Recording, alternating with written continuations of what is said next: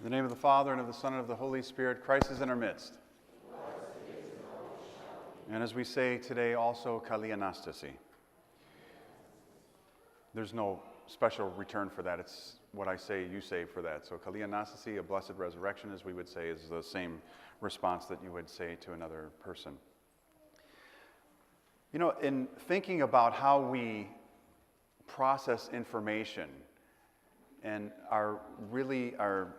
the way we understand things, our attention span, the way we receive information, the way we distribute information has completely changed through the past several years. But I think back to when I first had got out of the seminary and had a hardline telephone, and I had just moved, and we were looking at getting a phone, and one of the options on the phone was caller ID.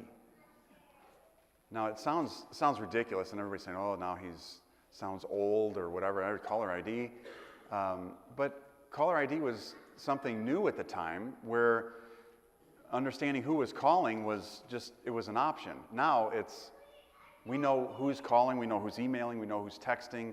You can block people. We know what people are doing, whether they go to the dentist or they're on vacation.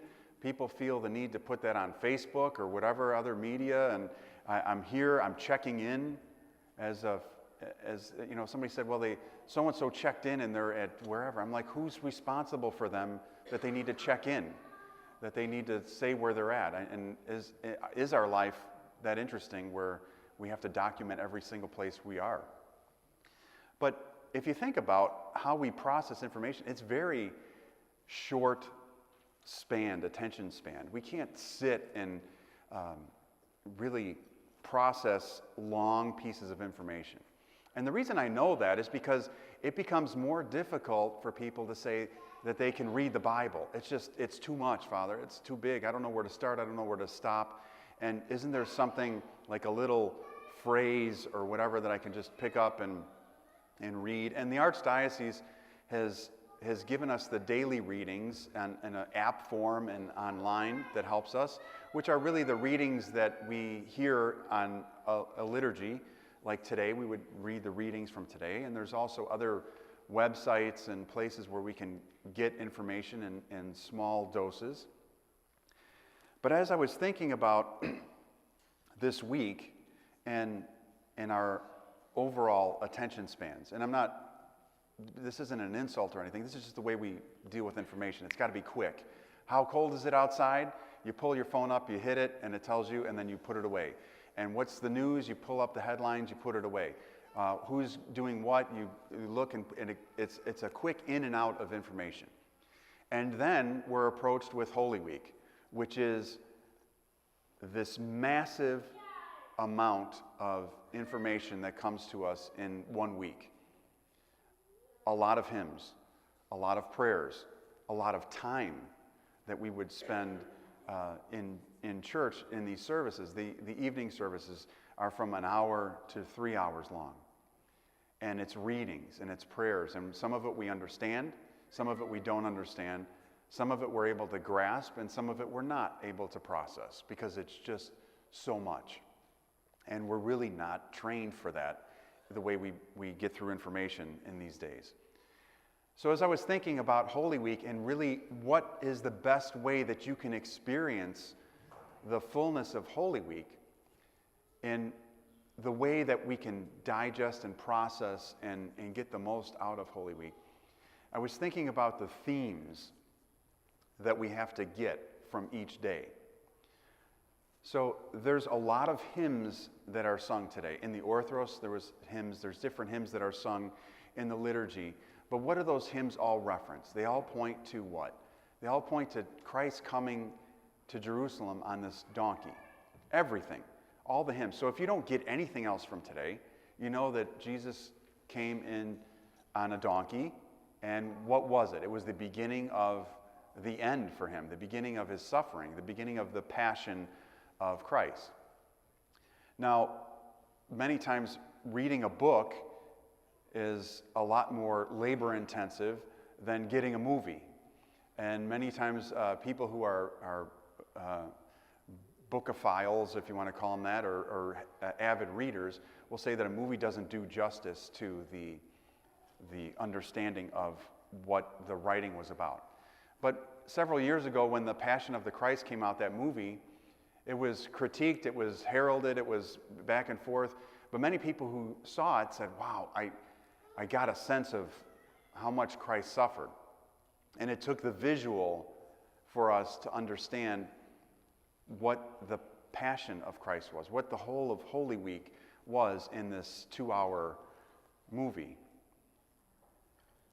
Not everything in Holy Week are we going to see a movie that you could watch as a half an hour minus commercials, a 26-minute segment, or even a 2-hour movie. So how can we get those images where we can feel them and we can process them? Is to take, as you come through the services in Holy Week, to grab the theme. You don't have to be able to understand all the hymnology or process everything that's being said, but I want you to grab the themes of what is happening. Now, the best place to get the theme of each day in Holy Week is to fast forward in your books. So everybody has the big, thick, black book, right? The one that has dust on it that you pull out every year. You wipe the dust off and you crack it open. And depending on where you jump in Holy Week, you can skip this much, or today you're right at the beginning. But if you go to the end of each service, so at the end of the service when the priest says, "Glory to you, O God," or "Glory to you," and we start reading, that during Holy Week, that last final apolysis, the final prayer that's read, has the theme of the day in it. So, for example, one of the themes for tomorrow, for Holy Monday, is the fig tree, and it's commemorated. So many times in the service you'll hear, like today, you'll hear that Elizabeth the Wonder Worker is commemorated today, and Savas the general of Rome, the soldier, is commemorated today. In the commemoration for Holy Monday, you'll hear the fig tree is withered. And that fig tree is commemorated as if it is a person. It's personified in the context that we are reading names for everybody. We say for the Virgin Mary, for the heavenly powers, for St. John the Baptist, for St. Athanasius, and then the saints of the day. And then you'll hear the fig tree.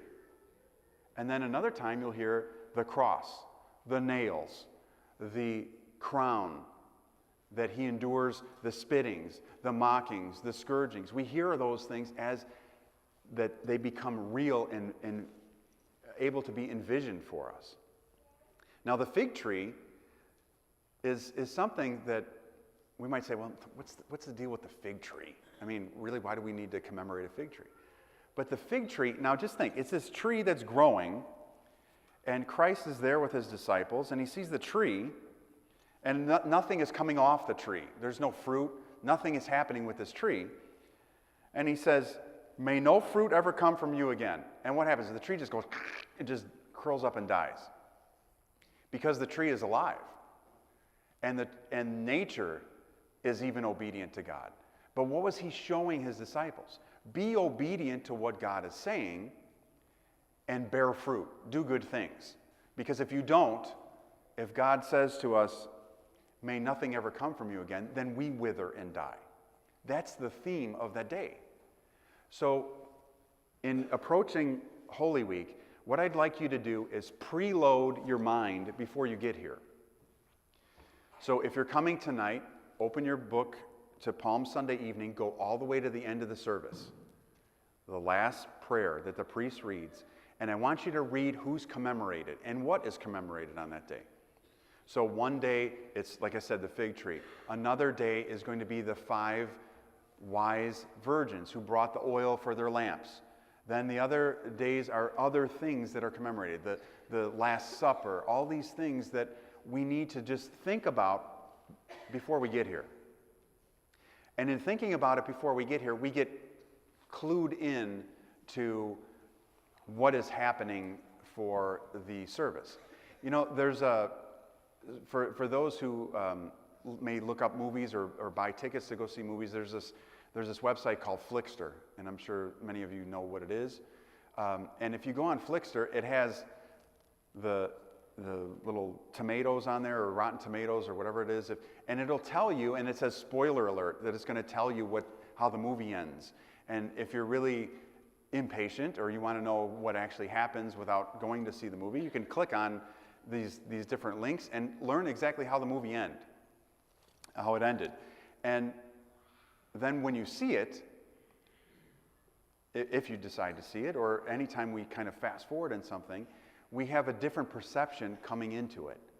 We say, oh yeah, this part, this must be when this happens, or this must be when this happens, because I already know the ending.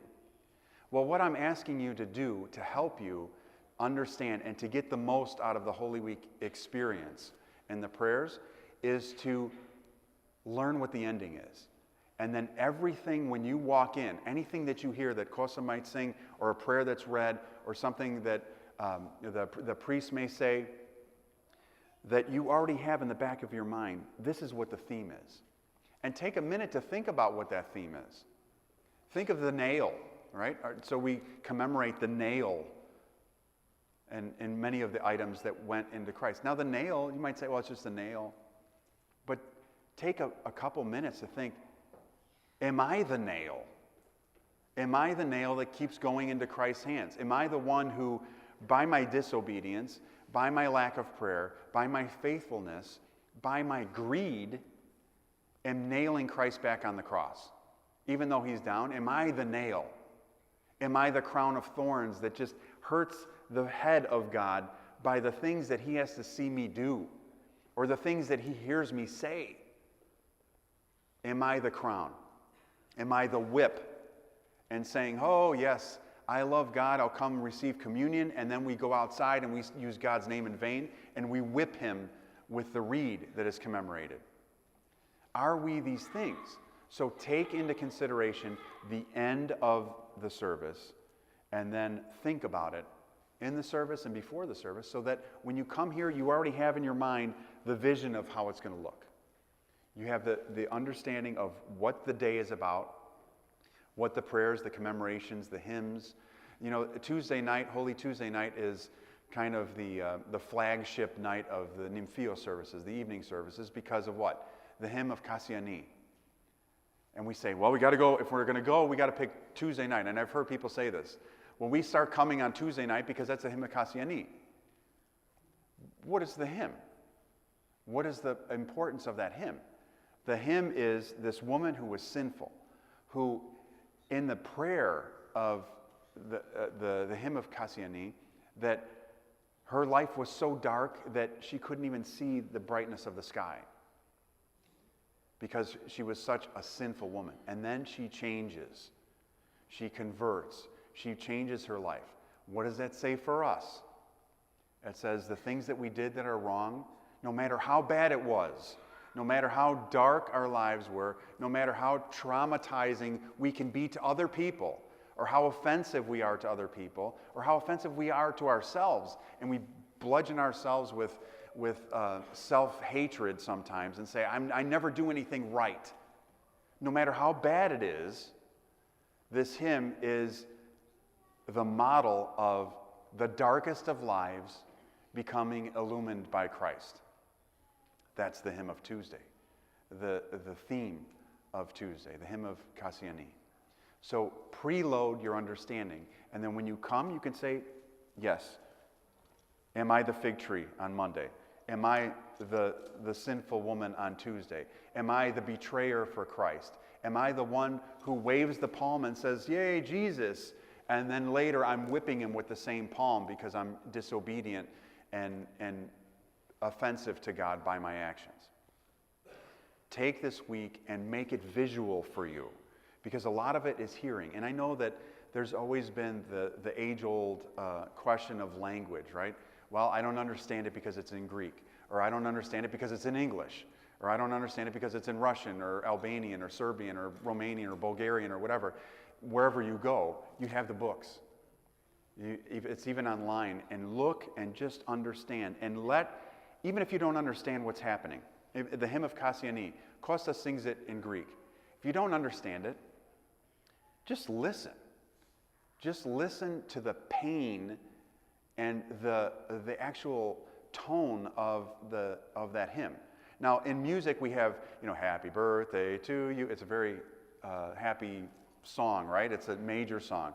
Then we have these minor songs, right? And which are, have the minor notes in there. And then we have something called, a Byzantine scale, or a Phrygian scale, or Dorian, Mixolydian, Lydian, all these different scales. And this hymn has notes that are accented that give us that,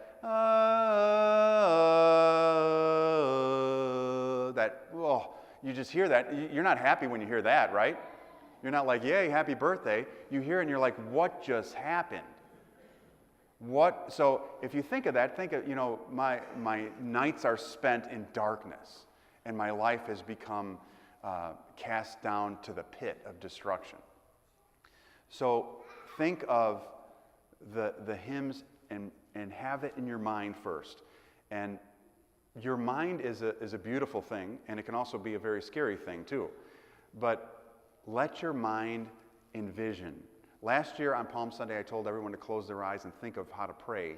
But what I'm asking you to do this year is to close your eyes at home. Read who's commemorated and think, how is this me? How is whatever in here me? How am I the wise virgin? How am I the foolish virgin? How am I the nail, the thorns, whatever it is. And I know that by doing that, you will understand and have a different appreciation for Holy Week, because it's a very large volume of work. And I remember hearing many times from people, hey, Father, we made it through the book, 1,100 pages or whatever it is. We made it all the way in. Oh, we're almost, I said, how's your Holy Week going? Well, I only got this much more of the book to go, and it's okay. But what are we getting from that? So try what I'm saying, and I know that if you take just a minute to think of the theme, it will help you throughout Holy Week. Amen.